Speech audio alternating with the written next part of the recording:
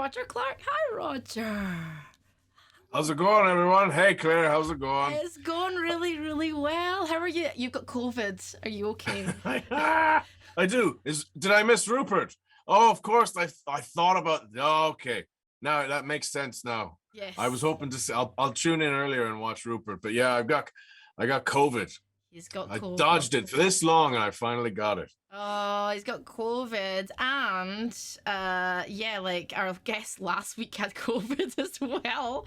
I feel like we've cursed all of the guests. So if I book you in this show, just say no, because you will Yeah, likely yeah, have COVID. absolutely not under any circumstances. Not Yeah. come on this show. Roger, what have you been doing with your time off? With COVID. Then what have you been doing? Just lying about with the dog, just hanging out. I wish. No, I work from. I do a lot of work from home, so I was working. And I'm trying to get some rest. And playing.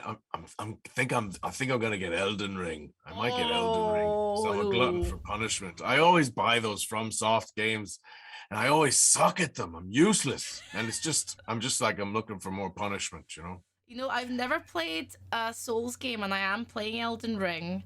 Oh yeah. Um, How do you find it? I'm really liking it actually. Like I've made a lot of progress. So if you want to play, and I can come and if you summon me, and I can help you kill some bosses, I can do that. Awesome. Okay. Thank you. What level are you? 233.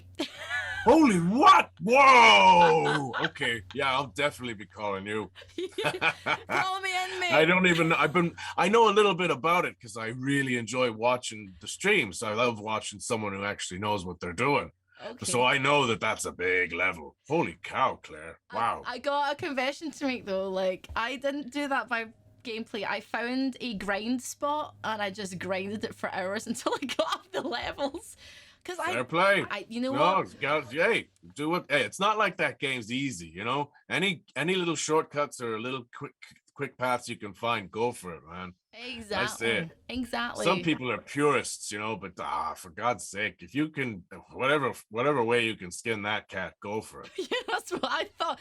I don't like to suffer when I play video games. That's the thing. I don't like suffering and I don't like hardship. I'm gonna suffer because I'll rage quit. I did just download. I used to be a huge White Wolf fan. I don't know if you know what that is, but Hmm. it's role playing, like when you Yes. throw the dice and stuff. Yeah. Anyway, I loved Vampire the Masquerade, and I Oh. just bought that yesterday because it just came out. Oh yeah. So you're a big gamer then. Like obviously A working in the little industry, bit, but yeah. When I don't often have time, you know, but I do games still, yeah. okay, what Call kind it of research, you know. Of course, yeah, of course. It's all research, yes. I like to tell my accountant, like, these Steam purchases, can I? Absolutely They're necessary. necessary. Research. It's research, genuinely. Like, tell me, Yeah. what kind of games did you grow up with then? Because I grew up in the kind of late, so for me, I was more sentient in the late 80s into the 90s. So, Well, yeah, we're about the same. So yeah, yeah. I'm a little older than you. I remember I had the Atari first off, Me too, and I Atari had that. ST, yes! Yeah, and I had that infamous one of the worst games ever made was E.T. I had that. I played it and I finished it, and I didn't even know I completed the thing. I mean, I was looking for something new for ages. Then I got a normal Nintendo, and then I was exposed to Mario Brothers and Karnov. Do you remember Karnov? Yes, I do. Yeah, that was a lot of fun. Ring King, Mike Tyson's Punch Out. Oh my god, Oh. yes, man. Oh my god, yeah. Yeah, And then I went to SNES, and then I had a Super Nintendo, and I was in Ireland at that point, so I had the PAL version, and I got yes. Street Fighter 2, and I was really good at all those, and I think we Mario had the Kart. That was when I same first video started game doing Mario journey. Kart. You've the same game timeline as me, almost exactly. Like you're saying And it I skipped the PS1 though, because by that point I same. was yeah, and then I got a PS2 when I was in college. Yeah, yeah, yeah. I And then feel when I graduated college, I stopped for ages and ages and ages. And then I bought an Xbox 360 like about 11 years ago. same. I feel like yeah, like because I kind of gamed up until a certain point, and then when I went out to the pubs, that's when I stopped. That was pretty Yeah, much it. It's like I'm yeah, drinking now. This is what's happening now for me. absolutely. And Yeah. that was the gap kind of thing, and then kind of came Exact same journey, Claire. exactly the exact same journey. Oh my god, I love video. So to work in, did you always want to work in that industry? Like what how did you even like get to like be doing what you're doing now? Yeah, I thought, I never dreamed it would happen, but yeah, I thought, oh gosh, that could be a real cushy job, you know. Mm-hmm. Um, but I just ended up in drama school, and then when I graduated, I I didn't have time for gaming after I graduated, but I did start working on a few. And the first voice acting gig I got was I was playing for it was a fruit machine over in the UK actually. No It was way. a fruit machine called Reservoir Frogs, I like that. and they wanted a Michael Madsen sound alike, and so I did the whole thing. I did the whole thing. Yeah, and it was Oh, like cherries, bananas, and all that. And then I remember the graphic art was really quite funny. It was a frog holding up a human ear, and he was talking into it. But yeah, it amazing. was a UK fruit machine, and and then I would do periodically bits and bobs. But then I started doing performance capture, and yeah, I just it's something that I just gravitated towards. The only reason I booked that gig really is because I could do a convincing Yank accent because I was and so they hired me, and it was in Cardiff in Wales, so there was like there wasn't much competition. Yes, So your accent. I can hear the Irish sort of like lilt there as well. yeah, it's But all screwed up. Yeah. yeah, because you've been all over the place. So before I talk a little bit more about your sort of the industry journey, like where have you been? Like you've been all over the place, right? Yeah, I was born in Jersey, born in New Jersey, and then would always go over to Ireland as a child. And then we moved to Ireland, and then I went to university in the UK and Wales, and then I ended up in London, and then I did a lot of touring out of London, and we toured all over the place, so pretty much all over the world except for Africa and Antarctica, and Yes. maybe we didn't really do any South America either. But apart from that, we toured all over, and and then I eventually moved back to New York at some point, and now I live in Connecticut with my family. Do you find your accent tends to change depending on who you're talking to? Because that, Oh, yeah. absolutely, yeah, So, totally, so if you're absolutely. talking to an American person, do you just switch into more of an American voice? I try to, yeah. Otherwise, because you have the same conversation every day, which is fine. But yeah, yeah, you just try and blend in a little easier, yeah. Yeah, I find that as well. I kind of try. I don't. Don't have. I've just got a Scottish accent. But I was talking to Ruth Connell last week. She's a Scottish actress. She's in Supernatural, a TV show Supernatural, and Cool. she was. She said to me, "Yeah, I feel like when I ask for water in America, I have to go water, or else they will not. They don't understand." And I've had to do that as well. Can I have a water, please? You gotta like Yeah, Americanize it. Like it's so strange, and I feel weird I doing know. it. It's like who wouldn't understand water? That's Exactly. It's ridiculous. got bloody tea in it, mate. Jesus Yeah. Christ. Water. And don't ask them to make tea. Oh But God. Like I got that I got all that in my head, tin foil, yeah. aluminum foil, Aluminum. uh, Yeah. tap faucet, yeah, Yeah. aluminium, Yeah. vitamin, tomato, all that stuff. That's my whole life. That, Oh yeah. my God, you have to switch the words as well. Bloody hell.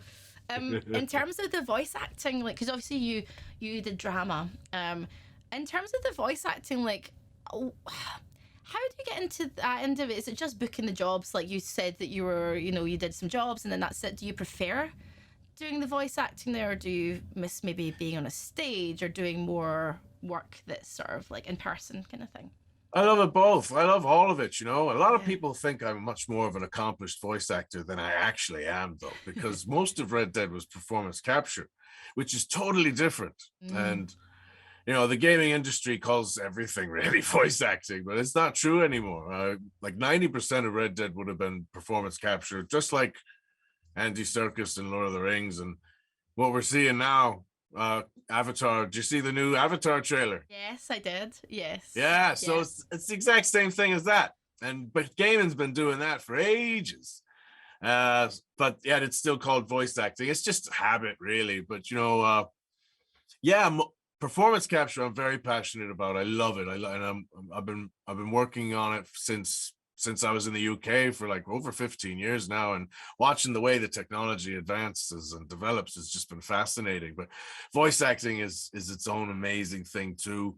It's literally creating something out of thin air, and but I stage is where it's at. That's where I learned, and I missed that during the pandemic, and I've done a little bit since, but mostly just stage readings, and I haven't done a full blown play, and gosh, it's been 4 years. I'm looking forward to doing that again too. Yeah, Yeah, a different I challenge. love it all. I love it all, Of Claire. course, yeah.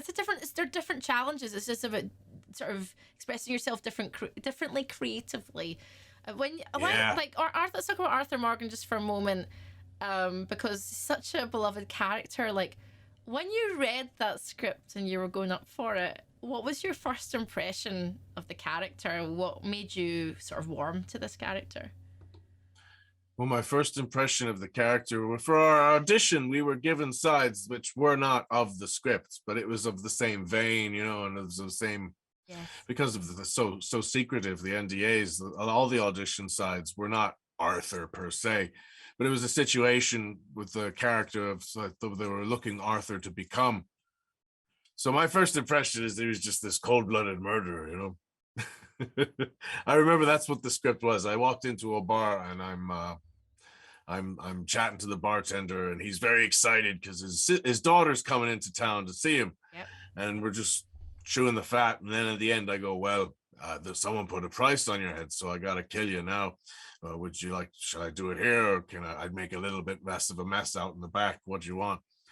And that was my first introduction to what became Arthur, I guess. Yeah. Yeah, and like, when you were, I mean, did they advise you on how they wanted him to sound? Did you They just have? said they wanted him to be a cowboy, and they said to show up in cowboy boots. But we only had the writers especially only had a very skeletal structure of what what the character was going to be, and indeed the whole story too. Mm-hmm. They didn't box themselves in by committing to a complete full script at the beginning. They couldn't have. It was too big a project. 100%. But as time went by, we learned more and more, and I got more and more pages of the script, and I was learning as the character was developing. But it was kind of cool. It was awesome, actually. It was a wonderful job. How much say as an actor? I'm interested in, because as an actor, like actors, voice actors, all sorts, like it's all creative. It's a creative industry. So how much like creative input do you have, or can you have, into that process? Are you allowed to collaborate a little bit as time goes on? Oh yeah, sure. I mean, it differs from studio to studio, and from boss to boss how collaborative they want to be. But I always knew with Rockstar that if I had a suggestion, they would listen. And as often because we were working side by side with the writers, we were discovering the story and the characters together. So I knew there was a few bits of input that I had, but most of the time we were always in agreement, and I knew that whenever I did make a suggestion that it would be listened to. Mm-hmm. Yeah, absolutely. Well, that's But good. it definitely changed. It differs from studio to studio. Other studios would be like, and as well, of course, Dan Hauser was one of the main writers. If you may remember, he was one of the founders of the company too. So you didn't often go back and say, "Who wrote this?" Luckily, we never had to. Yeah, no, I mean, honestly, there's a reason why I think so many people love those games and love the characters, and I think it's because you guys put a lot of your heart and soul into. You can see that, you can feel that, and you love it. When you said, "I love all of it, Claire," you can feel the love, which is lovely. I mean, apart from voice acting, and appearing at Comic Cons and stuff like that, which you do quite a lot of. What other creative projects do you have on the go in your spare time, or things that you want to launch in future? Is there anything else on the go? Well, now that I've gotten COVID, I've developed this new painting habit where I sneeze on a canvas, right? And then I get a little brush and I let the original sneeze inspire me as to what the eventual painting will become, Claire. So I've done a few of those now. Beautiful. But nice. no, I'm working on games. I'm working on a few games. Some I can talk about, some I can't. I've got a very exciting project upcoming. I don't want to say too much, but me and Troy Baker have been working together, and we're going to come up with something that's a little terrifying, I think. And I hope you all enjoy it. So watch this space for that. And yeah, I've been producing some short films, and and I do a lot of audiobooks, and there's a lot of voice acting stuff coming out in the pipeline too. Got a new book out with Blackstone called Cold as Hell, which is you might recognize the voice, Claire, because some of my audiobooks are very different accents, but this one sounds a little familiar from what we've been talking about. All right. And that's a wonderful book written by Jamie Castle and Retzi Bruno. It just came out on Blackstone. Yeah. Okay. Cold as Hell. Oh, I can't wait to hear about the project with Troy Baker. I'm feeling like it's a horror, this Troy Baker thing. Can I say it? Yeah, it is. It's pretty thriller. I'll tell you what, it's a horror out in outer space. Yeah. A sci-fi horror. Mm. Okay, are you a big sci-fi horror fan in general, TVs and TV films? So what's your favorite like sci-fi horror thing then, film or TV? Event Horizon freaked me out. You remember that one? That is one of my favorite sci-fi horrors of all time. Oh that is pretty terrifying. And of course, Alien, you know. Of course. Oh my god. So guys in the chat, he's already said Atari ST, Street Fighter 2, he's talking about Event Horizon. Are we the same person, Roger? I'm just wondering if we're the same person. Well, we're proving that's not true now. Unless it'll be pretty weird of you to do that, Claire. Yes. To record yourself and then time it so well. The technology these days. The technology is good. It's good. Yeah. You know, we've been talking about the technology. It's pretty good. I mean, Event Horizon's amazing. Like, what? Yeah, that kind of was terrifying because it's like it was kind of Lovecraftian. It's kind of a bit like H.P. Lovecraft, where you don't know where the enemy is, and the enemy is in your head, and you have no chance. It's all about your reality, you know. Yeah, that H.P. Lovecraft stuff terrifies me. I think that's the good thing. I was thinking about horror the other day. Sci-fi and horror together is one of the best combos, but you know, like I've always said, I like sci-fi, not horror. And then I got exposed to a lot of horror, and then you know, over the sort of like the last sort of 20 years, I've watched quite a lot. There's something about horror, I think, and it's more about the terror from within horror, I think, as opposed to. Would you agree with that, or do you like, you know, is that what your favorite genre is? Is horror actually one of your favorite things? No, horror's not my favorite genre, but I love it because you can have I love horror in it as a genre because you can have low budget stuff be absolutely brilliant, and you know, I think horror is one of your best chances for upcoming and new filmmakers to really make a mark, you know, because it's all about suspense and tension and what you let the audience see and what you don't let them see, and understanding that film language and all that that's well, I did a horror, World War I horror last summer. It's not out yet. Ooh. But I think it's called Bunker. I'm looking forward to that. Yeah, it'll be really fun. You gotta love horror. Can I ask you, because I've watched... I used to love the classic 80s stuff. The 80s was my favorite decade for horror. Hell And then Wes Craven really did. I haven't seen the new Scream yet. I gotta see the new Scream. Oh, I got COVID now. I'll do that. I've not seen the new Scream yet. You know what I watched? It was, I think it is the 80s. I watched Pin recently. Like, that's a weird film. Pin. I haven't seen that one. I'll email you later and I'll just say. Okay. Pin is hilarious. It's like so ridiculous. You should watch Pin. Watch Pin. Are you saying pen or pin? Pin. Sorry, Pin. Pin. Pin. Yes. Pin or pin. Sorry. For our North American friends. Pin. Yeah. Pin. Yeah. Yo. I'm really bad at accents. Should never attempt any accents. I think you'll find it's pronounced Celtic. Trust me, I'm from Boston. Oh yeah, well I know that being from Glasgow. You've heard that, yeah. But then then when you're talking about Celtic people, they're just like, yeah, you know what it's like, Claire. I know what it's like. I know the difference. Can I ask you about horror? Do you find, right? I have watched so many horror films now that I feel nothing. It doesn't take me a lot to get. It takes me more to get scared. What scares you now, Roger? What's a scary film for you?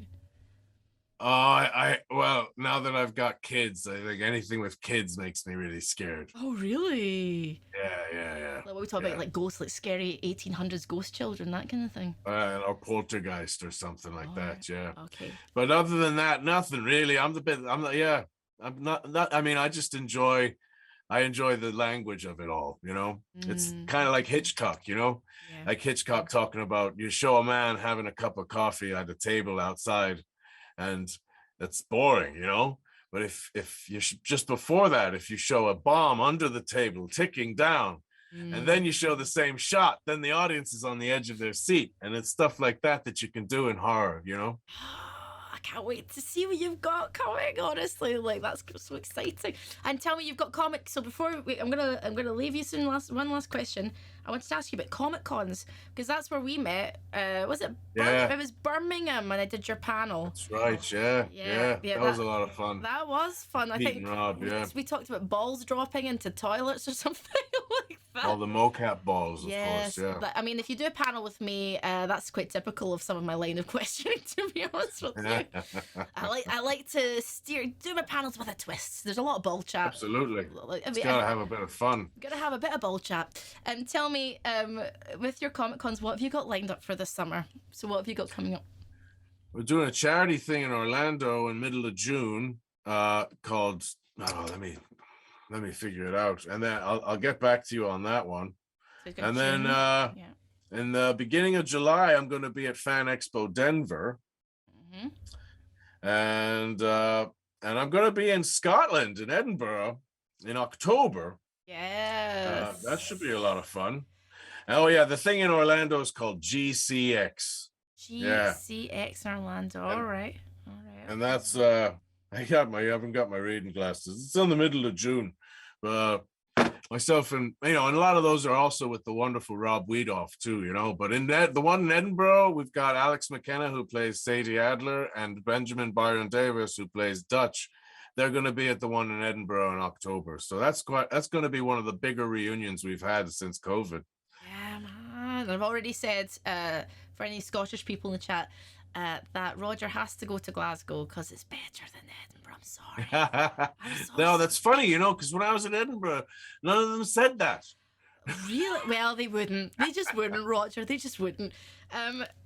Roger, I'm really excited to see you. Hopefully I'll get to host another panel for you at some point in the future. But what is it you love about Comic Cons? Tell me, what do you love about Comic Cons? It must be kind of, it's a weird but lovely environment. I always find it's weird and lovely. Yeah. Well, I would just remember, if any of you want to get a better idea of my upcoming UpCon appearances, I'm rclark98 on Twitter.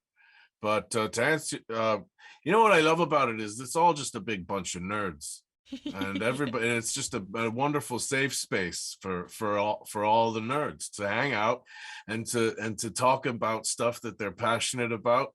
And I'm a big nerd too, and I love walking around and looking at the comic books. The only thing I'm not good at is anime, but sci-fi, comic books, video games, I love all that stuff. And my gosh, people drive hours, Claire. Some of them drive literally hours and hours to come, and if they're gonna hop into a car and stand in line to see me, I mean, how much of an honor is that? Lovely. And just to be able to reciprocate in whatever small way, just to chill and hang out for a bit, and talk about Red Dead. It's just it's a big old gift. It's a massive gift. They're the nicest people. Like every time I do a Comic Con, and people come watch the panels, I get like lovely DMs, and I'm nothing to no one, and I got this DM from this wee girl who was 10 who watched my Tom Hiddleston panel. And she was like, I really want to do what you do one day. And I thought, that's so nice. You're so cute. And I see the queues for like folks like yourself and things, and people getting so excited. It's just it's a really nice atmosphere. It's lovely. Cosplay stuff too is amazing. Yeah. Have you ever cosplayed? No. Never. I'm too lazy. I might do Arthur one these days, maybe. You should. Why have you not done that already? I will cosplay as... I think I might, yeah. We'll see. I'll go as Claire Lim doing a panel. That's what I'll do because I am lazy. I dress like a 10-year-old from the 80s anyway. So very good. I'm sure I'm... So you reached that level and you just kept at it. Why not? I can respect that. Roger, you've been absolutely wonderful. And when you get on Elden Ring, please let me know, and I want to help you kill the first few bosses. I'll come in and whoop their asses for you. Okay, thank you. I'm up for it. Let's do it. And if you kill them, do I get the experience? Yeah, you get all the stuff, and I also get some stuff, which is good. You don't get any of my stuff, do you? No, I just get some runes and I get like some stuff. Yeah. Okay. I'm up for doing that. So if you get Elden Ring, and I suggest you do, we'll do it. We'll do it if you're All around. right, thanks. Okay. Thanks. Everybody, please go follow Roger. We'll spam out the link in the chat. Roger, you've been wonderful. I hope I get to see you soon. Keep in touch. Yeah, you too, Claire. All the best. Hey, everyone. Thanks for watching. Yeah, everybody say goodbye to Roger. Bye-bye. Bye. Bye. Bye.